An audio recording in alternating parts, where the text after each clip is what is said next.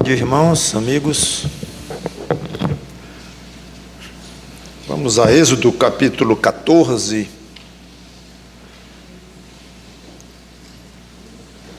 Êxodo capítulo 14.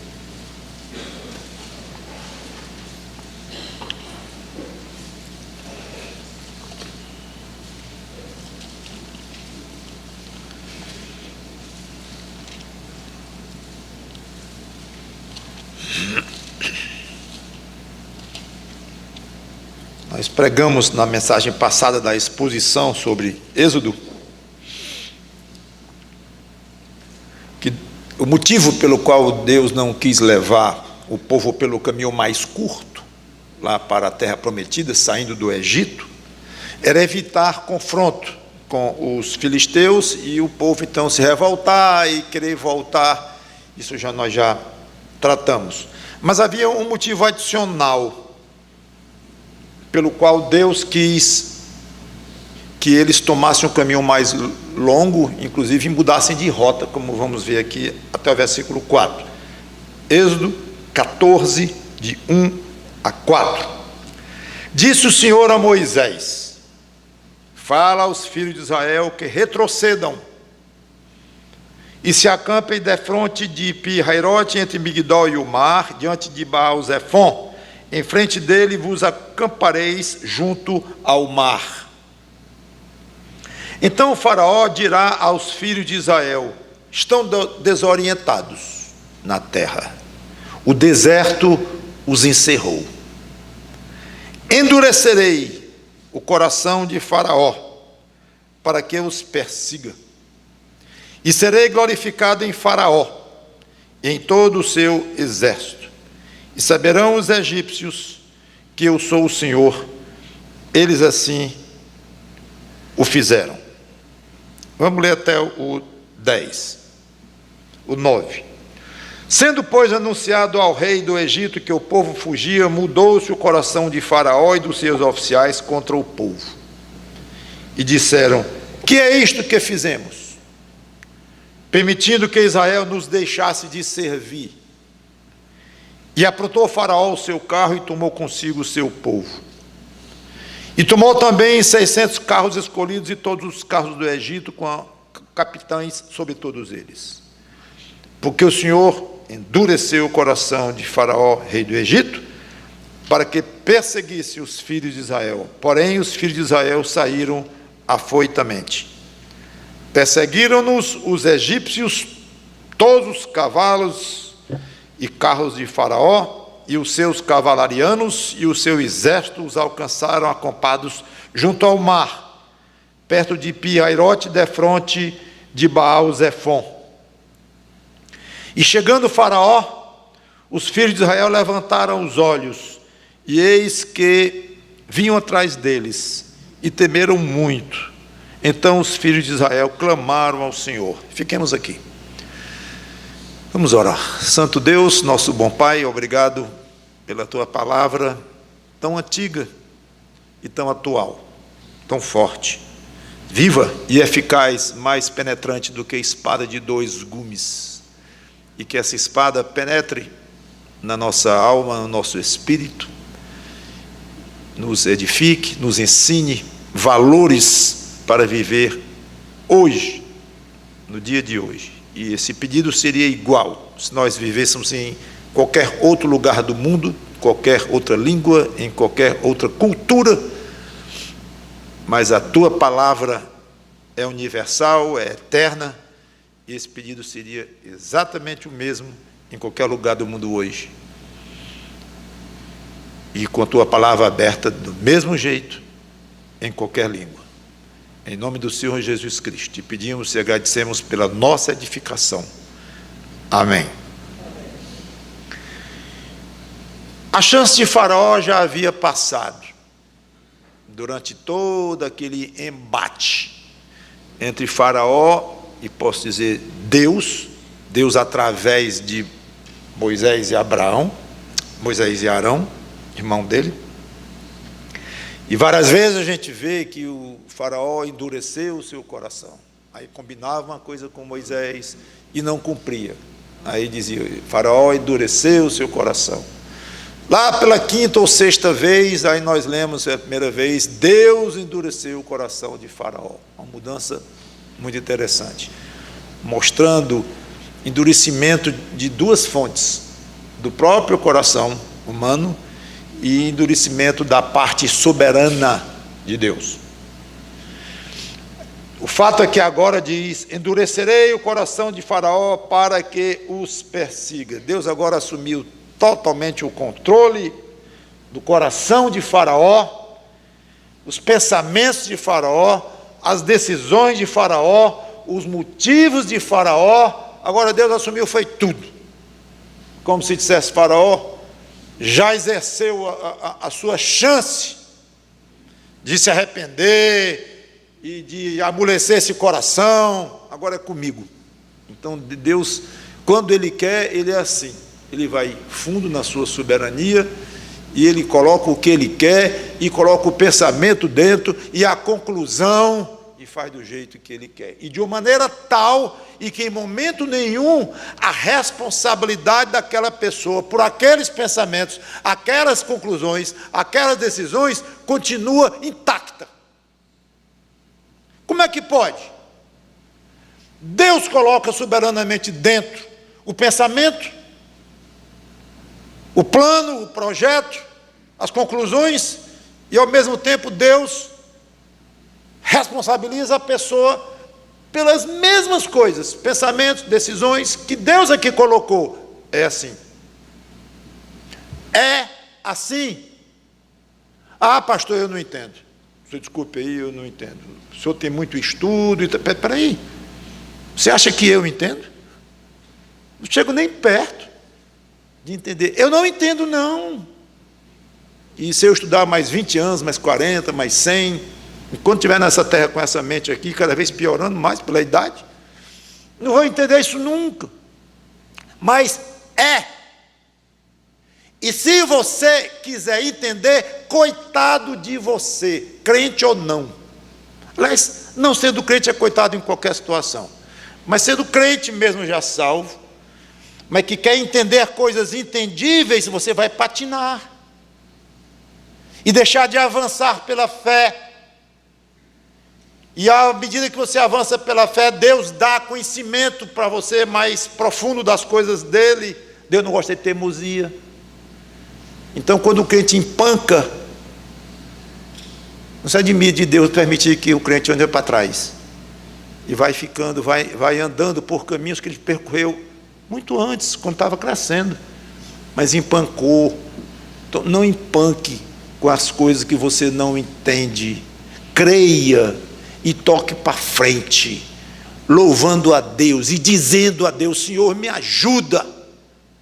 Eu sou muito racional, infelizmente, sou muito inteligente, infelizmente, me deixa inteligência demais, aí eu quero entender tudo e não consigo. Me ajuda na minha grande inteligência, aí vai uma ironia grande contra si próprio. Tudo bem.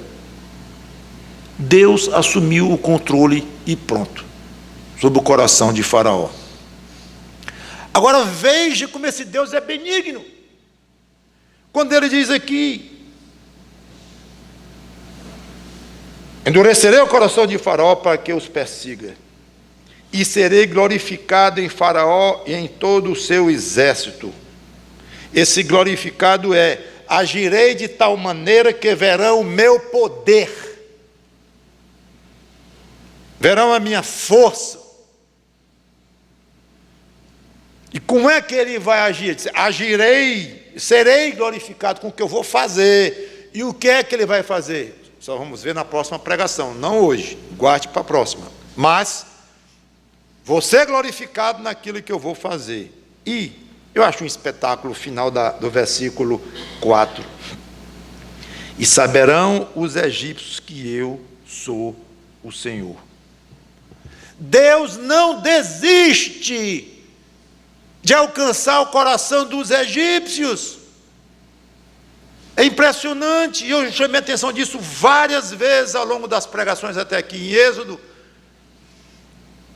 que Deus estava sempre envisionando, tendo como objetivo alcançar os corações, começando com Faraó, mas não parando em Faraó, e nem parando logo abaixo de Faraó, nas autoridades de Faraó, mas no povo todo. Algumas vezes nós lemos isso, Deus interessado no povo, que o povo soubesse que Ele era Deus.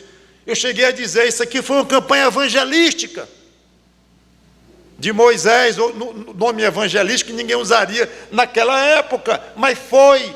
E Deus sempre está em campanha evangelística contra o pecador, querendo levar misericórdia, querendo mostrar a compaixão dele, querendo o melhor para as pessoas. Esse é o caráter do nosso Deus.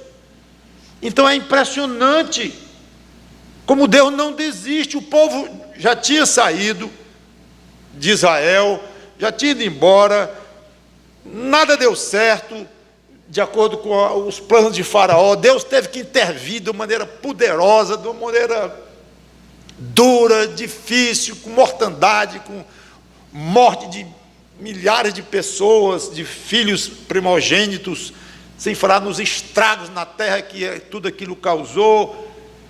Mas tudo aquilo, no fim, Deus teve que realmente apelar para o poder puro. E Faraó, mande o povo sair. E ele fez, mandou o povo sair. Os oficiais do Faraó também desistiram e as mulheres deram joias para os israelitas, vão. Pronto, mas como um alívio.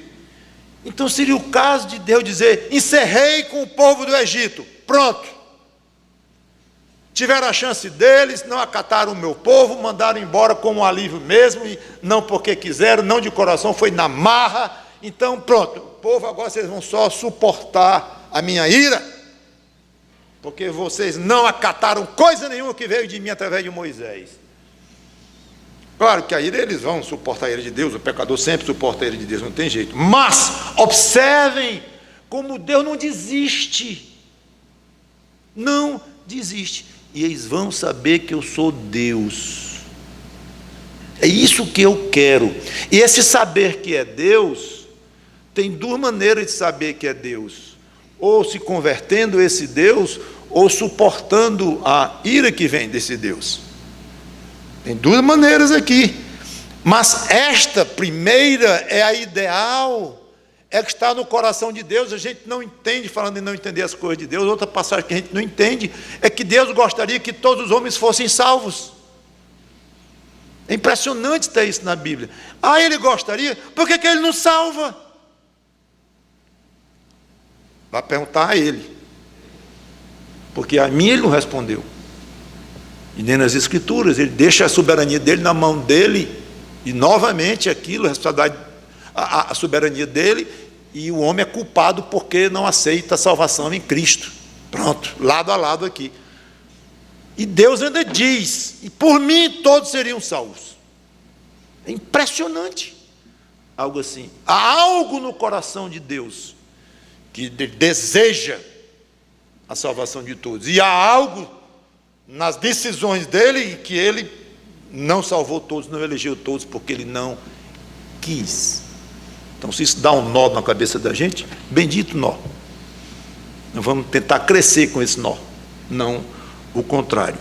Mas eu quero então, antes de continuar, irmãos, observar a obstinação de Deus em querer que o povo do Egito o glorificasse e o reconhecesse como Deus, ou de uma maneira, ou de outra, ou aceitando a palavra de Deus e o próprio Deus e se convertendo a Deus, ou vendo o poder de Deus e glorificando realmente vou dizer a força, mas por força do que é óbvio aos olhos da pessoa. Faça com que as pessoas glorifiquem a Deus na sua vida. Se comporte de uma maneira tal, fale de uma maneira tal, que Deus seja glorificado na vida dessas pessoas. Como? Não sei.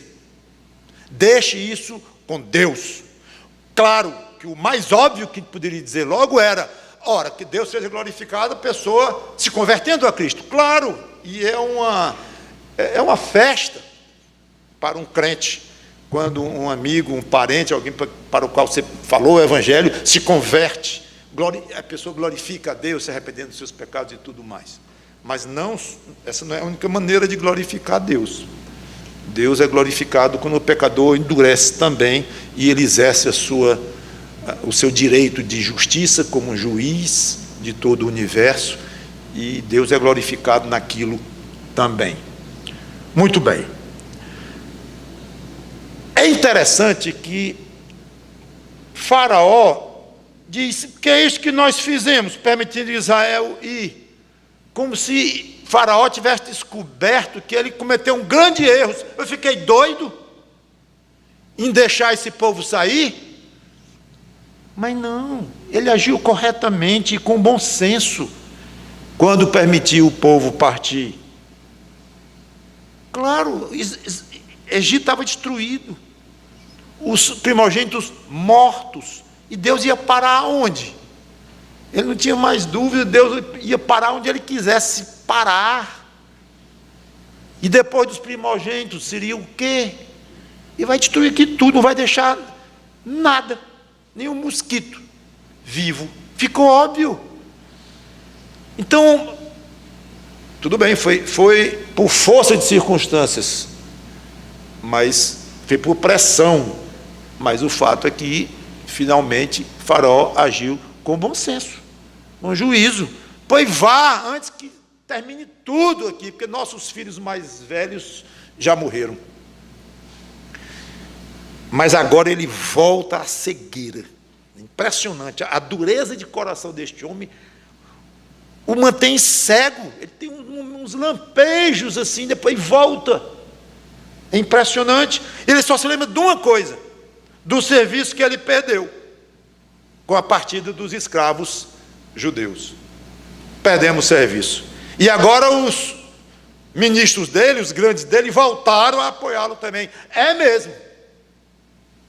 E assim é a dureza de coração. Deforma a maneira de ver. Eles agiram corretamente e agora acharam que agiram errado. A dureza de coração faz com que o certo pareça errado e o errado pareça certo. Dureza de coração cega. Já ocorreu de você ter agido, você crente, ter agido com prudência, fidelidade a Deus, e as coisas não andaram exatamente como você planejava, e você começou a questionar: valeu a pena eu ter me comportado daquele jeito? Fiel, fui fiel a Deus. Mas parece que essa fidelidade não foi muito apreciada, sei lá, parece que não foi nem percebida por Deus, sei não. E eu acho que isso não é tratamento que se dê a um crente fiel, como eu tenho tentado ser com toda a minha sinceridade, todas as minhas forças. Vale a pena? Está começando a cegar. Quando o crente começa a pensar assim, está começando a embaçar a vista. Porque nunca, jamais é para um crente enxergar uma coisa que é correta, enxergar como errado. E nem vice-versa. Mas agora eu estou no exemplo disto, que é o exemplo de Faraó. Ele fez o que era certo, aí depois fica louco com ele próprio. Como é que eu fiz um negócio desse? E ele fez corretamente. Então tenha muito cuidado com esse tipo de sinal de dureza de coração. E isso é perigoso e pega qualquer um de nós. Quando você começa a ver uma espécie de um arrependimento, de um lamento, de não vale a pena não, ser tão fiel ou coisa desse tipo a Deus. Muito cuidado, porque vale. Aí lá vem os faraós, o faraó com seus exércitos, e é impressionante os detalhes aqui de quantidade de carros, cavalarianos e tudo, foi uma força grande para perseguir os judeus. E eu fico imaginando a quantidade de soldados com lágrimas nos olhos, se lembrando do filho morto em casa, mulher chorando com os irmãos. Quantos soldados deste aqui que estavam cavalgando a toda por ordem do faraó, deixaram em casa o filho morto, mas foram, como Satanás ilude, tenta, cega. Aquele povo, é óbvio, qualquer criança que lê a história de Êxodo até aqui, não é possível. Eles ainda foram atrás do povo daquele Deus, não vou dizer nem daquele povo, que é um povo muito poderoso, tal, era nada. Mas o Deus deles, esse que era o problema para os egípcios. Espera aí, esses egípcios ainda estão atrás deles. Como é que pode? Pois é, como é que pode? Satanás encontra terreno fértil no pecador que se deixa levar. E todos nascemos pecadores, então todos somos alvos fáceis para o diabo. Basta olhar o mundo, em qualquer época da existência dele, depois que o pecado entrou em Adão, basta olhar, qualquer época, escolha aí a época, o local, o país, o jornal, o blog, pode escolher. Hoje, de 500 anos atrás, pode escolher. O mundo sempre estará praticando coisas, e os grandes do mundo que você olha e diz, não pode. Não aprenderam, não. É incrível. Os homens do ano 1000 não aprenderam com os do ano 800, e os de 1500 não aprenderam com os do ano 1000, e os de 2000 não aprenderam com os de 1800. Não aprenderam, não. E do mesmo século, não aprenderam 30 anos atrás com Guerra Mundial, e antes da Segunda Guerra já tinha havido outra, 20 e poucos anos antes. Não é possível. Pois é possível sim, porque com um pecador que se entrega para os enganos do diabo, não há limites de crueldade, de burrice, de estupidez, de intolerância, de irrazoabilidade. Não há limites. Se o homem se acha muito inteligente, muito científico, muito organizado, muito descobridor das coisas, e é um tremendo de um tolo nas mãos de um diabo que faz marionete dos ricos, poderosos, dos grandes deste mundo aí. Mesma coisa. Então lá vamos com Moisés, 1500 anos de Cristo, 3500 anos atrás. Está aí, alguém olha e diz, como é que pode? Esse exército está perseguindo, eles estão lutando uma batalha perdida, não é óbvio? Pois é. O homem obstinado luta por uma causa perdida, ele sofre danos, tem provas do poder de Deus à sua frente, mas segue o caminho insensato. Essa é a história da humanidade sem Deus. Mas foi Deus quem endureceu. Já expliquei que o homem é responsável pelo próprio endurecimento, não vou mais comentar. E o diabo é outro elemento altamente responsável pelo endurecimento do coração dos homens.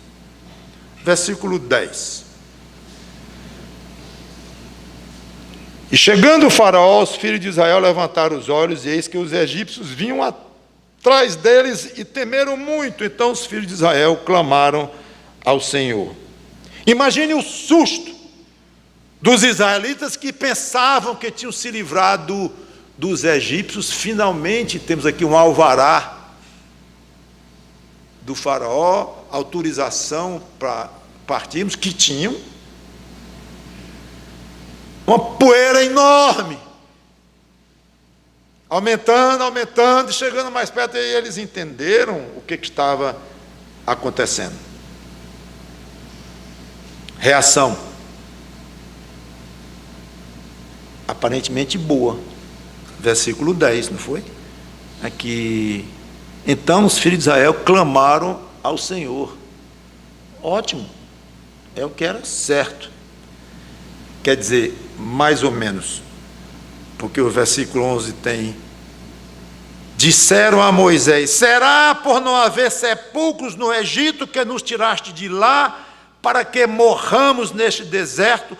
Por que nos trataste assim, fazendo-nos sair do Egito? Não é isso que te dissemos no Egito? Deixa-nos, para que sirvamos os egípcios, pois melhor nos fora servir aos egípcios do que morrermos no deserto.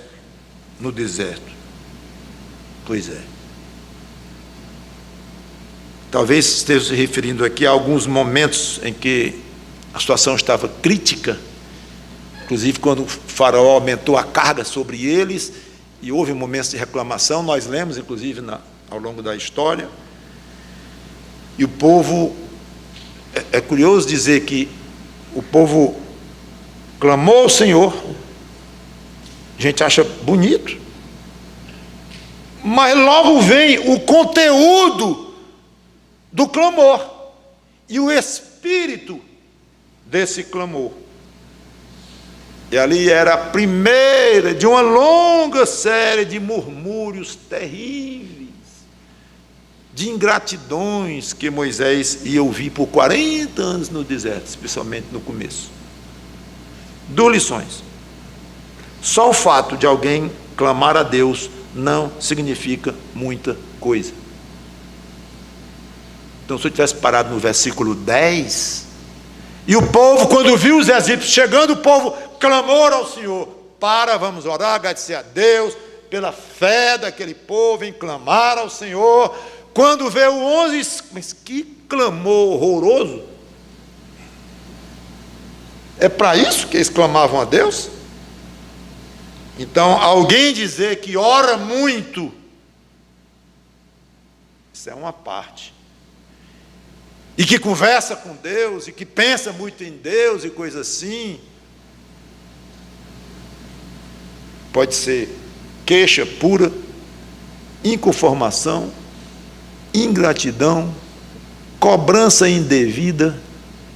Quer dizer muita coisa quando alguém fala que louva a Deus e que glorifica a Deus e que ora a Deus. Muito bom que louve, glorifique e ore, mas como? E qual é o conteúdo deste louvor, desta glorificação? E obviamente, não preciso dizer que o espírito de murmúrio é altamente ofensivo a Deus. Altamente. Sempre. Eu não vou, já quero encerrar, eu não vou aprofundar essa questão de... Porque tem o lamento não tão ofensivo e tem um murmúrio ofensivo. Esse é dos ruins que nós vemos aqui, e vamos ver várias vezes ainda. Versículos 13 e 14. Moisés, porém, respondeu ao povo: não temas, aquietai-vos e vede o livramento do Senhor, que hoje vos fará, porque os egípcios que hoje vedes, nunca mais os tornareis a ver. O Senhor pelejará por vós, e vós vos calareis. Então, a agressividade dos israelitas era errada, claro, a ingratidão, mas o pânico deles era compreensível, porque a situação crítica, o mar na frente, o exército atrás, e todo lado o deserto, talvez alguns montes aqui e acolá, mas estavam perdidos mesmo, em termos de estratégia e tudo, estavam liquidados. O que fazer?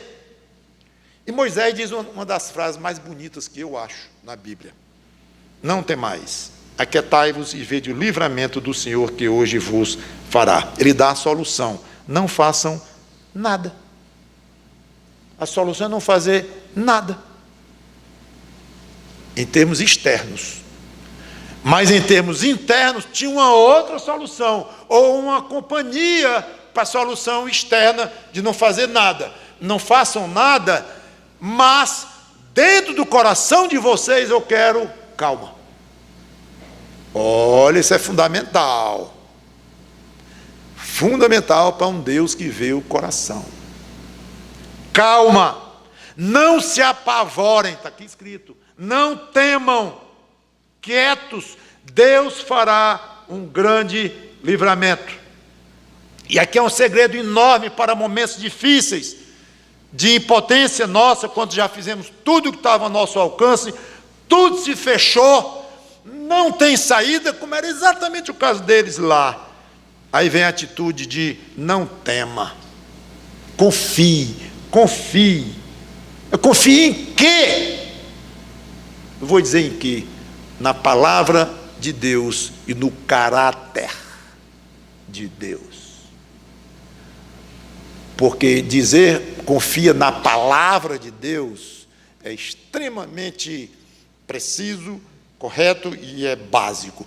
Porém, a palavra de Deus não vai ter muitas respostas para a sua vida particular, talvez nenhuma resposta. Vai ter resposta para a sua vida, mas a do irmão, mais a do outro, mais a do outro, para o crente em geral. Aí tem muitas respostas.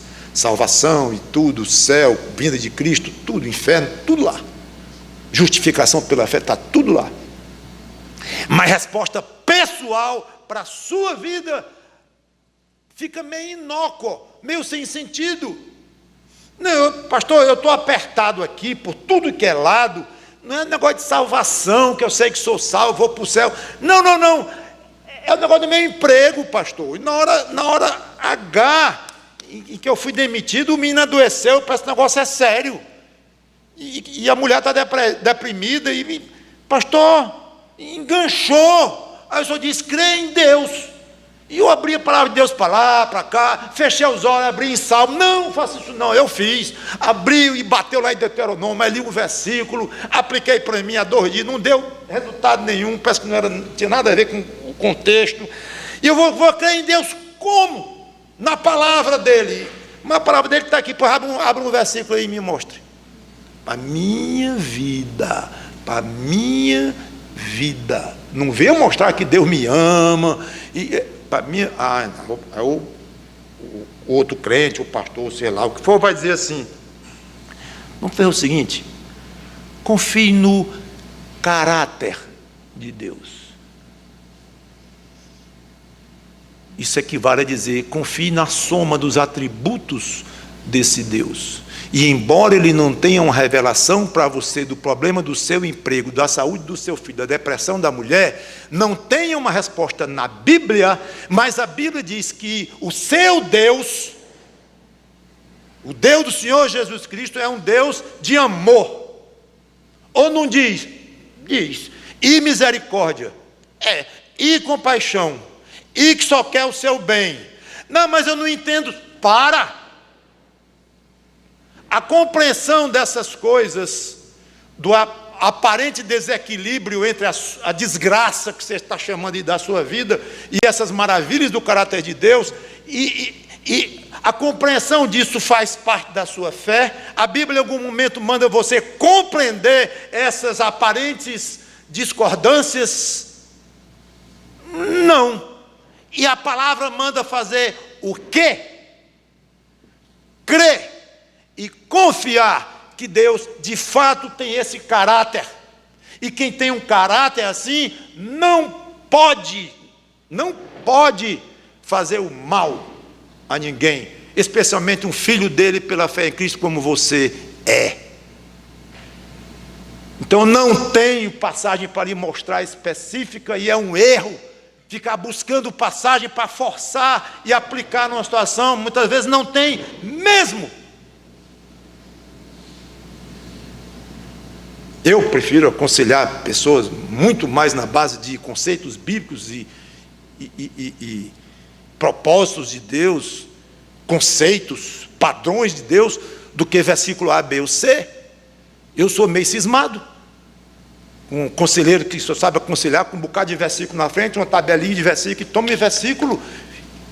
E eu já vi, não todos obviamente, mas já vi livros de aconselhamento em que o versículo tal, e eu sou exigente com a exegese, vou lá e não está escrito isto. Se eu fosse o aconselhado aqui, eu caía fora. Porque a Bíblia não está dizendo isso. E o pastor, o conselheiro manda eu ler isso aqui, não tem nada a ver. Manda eu ler sobre o amor de Deus, é muito melhor. Bondade de Deus, misericórdia. Essas coisas conceituais são muito mais importantes para a vida do crente. Duas observações e eu termino. Se fizer qualquer coisa quando você deveria ficar quieto, você vai atrapalhar tudo. Ok? Imagine os israelitas saindo correndo, cada um para um lado. A confusão que ia dar, o caos ia se dividir. Presa mole para os egípcios. Não que eles queriam matá-los. Os egípcios não queriam matá-los. Eles queriam o quê? Escravizá-los de novo e levar para o Egito. Porque eles não queriam só matar e acabou. Não, porque eles continuariam sem mão de obra do mesmo jeito. Eles queriam a mão de obra deles. Dinheiro. Vai atrás das coisas ruins, que está lá o dinheiro. O dinheiro, a produção, negócio, coisa.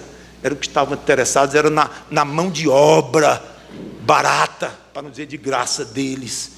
Então eles iriam se dividir em vários grupinhos e ser rapidamente pegos novamente no laço. Não faça nada na hora de não fazer nada. Se fizer, atrapalhe. E claro, você não vai abusar disso.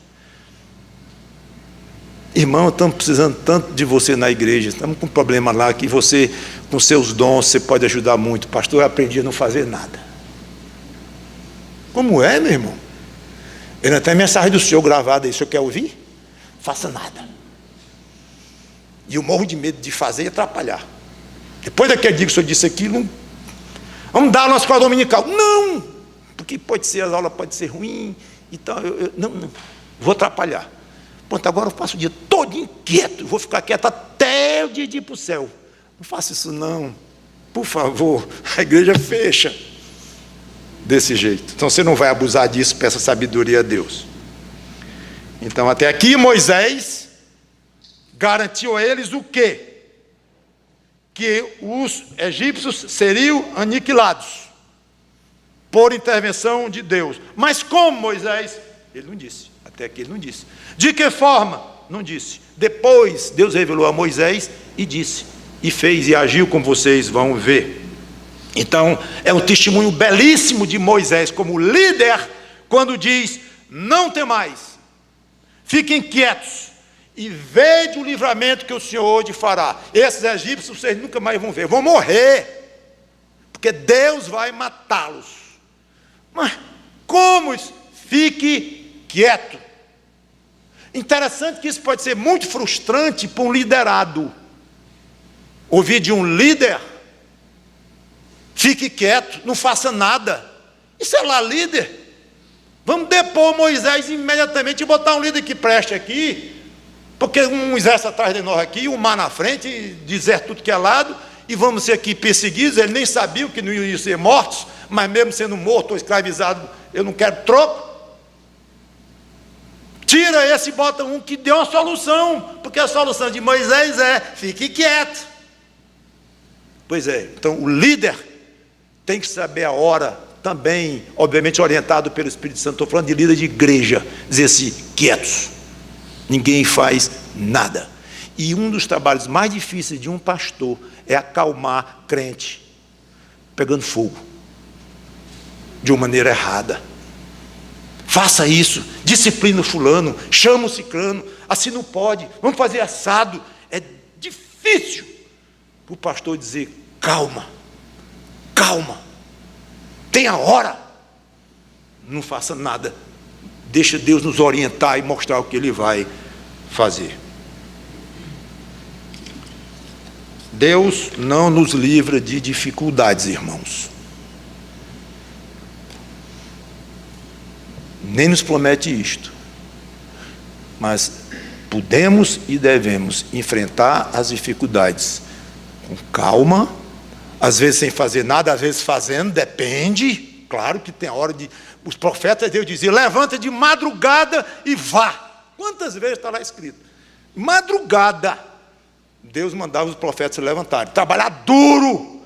Tinha hora, e tinha hora de dizer, não faça nada. Então isso é a orientação de Deus. Mas seja como for, tenha calma dentro do seu coração e creia na palavra de Deus, nas coisas que Deus tem para todos os crentes. Quando ela não tem a palavra de Deus, coisa para a sua vida pessoal que não vai ter, na maioria dos casos, na totalidade, confie no caráter de Deus. Vamos orar. Obrigado, Senhor Deus, pela Tua palavra, que o Teu Espírito Santo nos ajude a absorver essas lições dela, palavra de Deus. Em nome do Senhor Jesus Cristo. Amém.